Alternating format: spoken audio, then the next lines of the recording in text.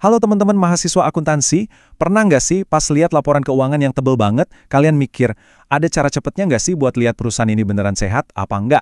Nah, jawabannya ada. Dan itu ada di sesuatu yang kelihatannya simple tapi powerful banget. Rasio piutang usaha dan utang usaha, atau ER dan AP. Yuk kita bedah bareng-bareng. Pasti pernah kepikiran kan? Karena ini tuh pertanyaan krusial banget. Sebuah perusahaan bisa aja nunjukin laba gede di atas kertas. Warnanya hijau semua. Tapi kalau cashnya macet, wah itu bisa bahaya banget, bahkan bisa bikin kolaps. Untungnya, ada cara buat mecahin misteri pergerakan uang ini. Dan kuncinya, ya di rasio-rasio yang bakal kita obrolin sebentar lagi. Yap, denyut nadi arus kas perusahaan. Jawabannya tuh ada di dua indikator penting ini. Rasio piutang usaha alias AR dan utang usaha atau AP. Anggap aja ini kayak EKG buat kesehatan finansial perusahaan. Bukan cuma angka, tapi ini nunjukin denyut nadi arus kas yang sebenarnya. Sehat atau lagi sesak napas? Oke, kita cek satu-satu ya. Oke, petunjuk pertama kita adalah soal turnover atau rasio perputaran. Sesuai namanya, ini semua ngomongin soal kecepatan. Betul, speed. Seberapa ngebut sih perusahaan bisa ngubah penjualan jadi duit cash, dan di sisi lain, seberapa cepat juga mereka harus ngeluarin duit buat bayar tagihan-tagihan. Kita mulai dari sisi pemasukan dulu ya, yaitu rasio perputaran piutang. Rumusnya simple, penjualan kredit bersih dibagi rata-rata piutang usaha. Gampangnya gini, angka ini tuh nunjukin seberapa jago tim penagihan perusahaan dalam satu periode. Makin sering berputar, artinya makin cepat juga duit balik lagi ke kantong perusahaan. Nah, ini bagian pentingnya, cara bacanya. Angka yang tinggi itu keren. Artinya serangan perusahaan buat narik duit masuk itu efektif banget. Tapi, ada tapinya. Kalau angkanya ketinggian, kita juga harus curiga. Jangan-jangan kebijakan kreditnya terlalu ketat, terlalu mencekik. Akibatnya, pelanggan bagus malah bisa kabur ke kompetitor. Oke, tadi kan soal uang masuk, sekarang kita balik medalinya. Kita lihat sisi uang keluar, rasio perputaran utang. Rumusnya mirip-mirip, yaitu total pembelian dibagi rata-rata utang usaha. Nah, rasio ini jadi cerminan. Seberapa cepat sih perusahaan bayar utang-utangnya ke supplier? Nah, di sini nih yang seru. Logikanya sedikit kebalik. Kalau di sini, angka yang lebih rendah itu seringkali justru lebih bagus loh. Kenapa? Karena ini adalah strategi bertahan buat kas. Perusahaan bisa pinter-pinter nahan duitnya lebih lama buat dijadiin modal kerja. Tapi, ya tentu ada batasnya.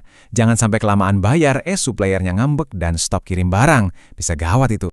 Oke, aku tahu. Ngomongin perputaran itu kedengarannya agak abstrak ya. Berputar 5 kali itu maksudnya apa sih? Nah, biar lebih gampang dicerna dan lebih praktis, para analis biasanya ngubah ini jadi satuan hari. Percaya deh, begitu kita lihat dalam hitungan hari, semuanya bakal jadi jauh lebih jelas. Yuk kita lihat caranya. Oke, senjata pertama kita adalah Average Collection Period, atau kita singkat aja ACP. Caranya gampang banget, tinggal ambil 365 hari, terus dibagi sama rasio perputaran piutang yang tadi udah kita hitung. Hasilnya, ini dia angka emasnya. Kita jadi tahu, rata-rata butuh berapa hari sih buat perusahaan ngubah invoice jadi duit beneran di rekening bank.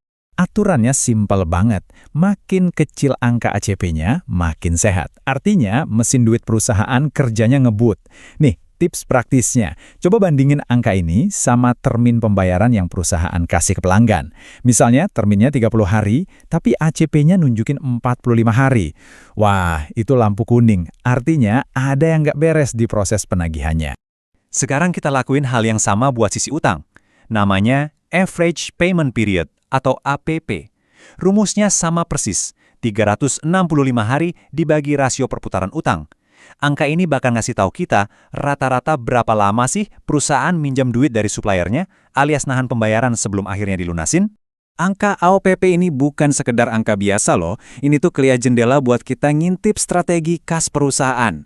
Dari sini kita bisa baca ceritanya, apakah mereka tipe yang satset bayar cepet buat dapat diskon, atau mereka ini negosiator ulung yang manfaatin setiap hari buat nahan kasnya. Nah, AOPP ini yang bakal bongkar rahasianya. Dan sekarang, momen puncaknya. Setelah kita dapat dua angka sakti ini, ACP dan APP, saatnya kita adu keduanya. Inilah yang namanya aturan emas arus kas. Dan ini teman-teman, adalah konsep fundamental yang wajib banget kalian kuasai sebagai calon akuntan profesional. Coba lihat baik-baik. Skenario impian, kondisi paling ideal buat manajer keuangan manapun adalah ACP lebih kecil dari APP. Artinya apa? Artinya kita udah nerima duit dari pelanggan sebelum jatuh tempo bayar ke supplier. Wow, ini posisi yang kuat banget. Tapi sebaliknya, kalau ACP lebih besar dari APP, nah itu alarm bahaya bunyi kenceng. Kita harus bayar supplier sebelum dapat duit dari pelanggan. Ini namanya arus kas lagi kejepit dan bisa bahaya banget buat likuiditas. Ngerti analisis ini itu satu hal, tapi ngegunainnya buat ambil keputusan itu level selanjutnya. Sebagai calon pemimpin di bidang keuangan, angka-angka ini ngasih kalian kekuatan. Kekuatan buat nentuin strategi. Jadi pertanyaannya, fokus tim kalian mau di mana? Mau ngebutin keran duit masuk, atau pinter-pinter ngerem keran duit keluar? Nah, coba deh direnungin, pertanyaan ini penting banget buat karir kalian ke depan. Karena pilihan kalian itu nanti yang bakal ngebentuk budaya dan prioritas tim yang kalian pimpin. Jadi, kalian ini tipe yang mana? Si kolektor yang agresif atau si strategis yang jago nahan pengeluaran? Di satu kubu, ada tim AR. Mereka ini para master penagihan. Garda terdepan yang mastiin perusahaan nggak pernah kehabisan nafas, alias likuiditasnya aman. Di kubu satunya, ada tim AP, para ahli strategi yang pinter banget ngatur timing pembayaran buat optimalin modal kerja. Dua-duanya sama-sama pahlawan keuangan loh, cuma gayanya aja yang beda. Jadi kesimpulan utamanya apa? Di balik semua laporan keuangan yang mungkin kelihatan rumit, ada satu kebenaran simpel soal arus kas. Sebisa mungkin, uang masuk dulu, baru keluar. Menguasai analisis AR dan AP ini bukan cuma soal jago ngitung angka, tapi ini soal kemampuan buat mastiin sebuah bisnis bisa terus bernapas dan tumbuh sehat.